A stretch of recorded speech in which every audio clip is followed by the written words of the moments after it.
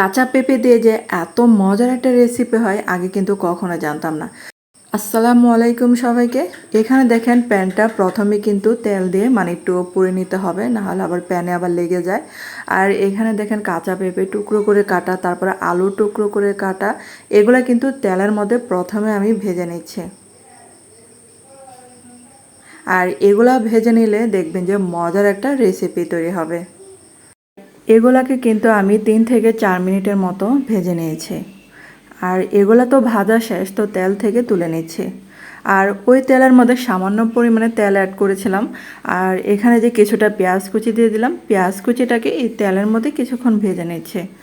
আর এখন এই যে ভাজার পর এখন ওই যে অল্প পরিমাণে মানে হাফ চা চামচ করে আদা রসুন বাটা দিয়ে দিলাম।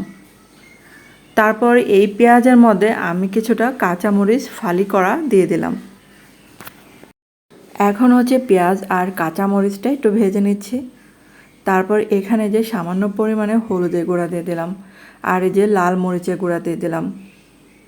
আর মরিচের গুঁড়াটা যে যেরকম ঝাল খাবেন সেটা বুঝে দেবেন। আর এখন দিয়ে দিলাম স্বাদ মতো লবণ। তো এটা এই যে 1-2 মিনিটের মতো ভেজে নিচ্ছি। আর এখন দিয়ে দিলাম কিছুটা চিংড়ি। চিংড়ি দেওয়ার পর এখন এই যে মশলাটার সাথে একটু ভেজে নিচ্ছি। আর আপনাদের কাছে ছোট্ট একটা রিকোয়েস্ট রইলো, যারা আমার চ্যানেলে আজ নতুন ভিডিও দেখছেন কিন্তু চ্যানেলটাকে এখনও সাবস্ক্রাইব করতে মানে ভুলে গেছেন, তাদের কাছে প্লিজ অনুরোধ রইলো চ্যানেলটাকে সাবস্ক্রাইব করে আমার পাশে থাকতে পারেন। এবং আপনারা যদি বেশি বেশি উৎসাহ দেন, বেশি বেশি ভালো রান্নার মানে চেষ্টা করব।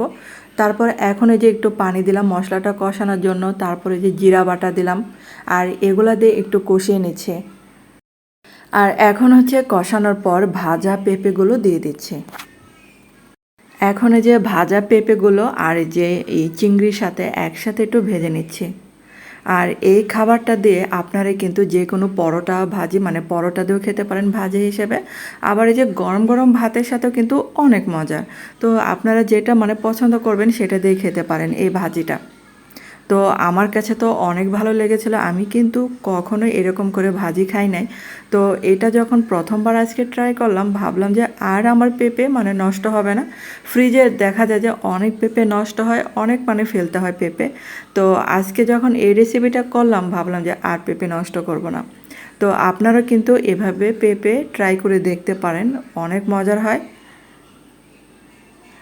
আর আমার রান্না যদি আপনাদের কাছে এটা ভালো লেগে থাকে তাহলে কিন্তু একটা লাইক দিতে ভুলবেন না।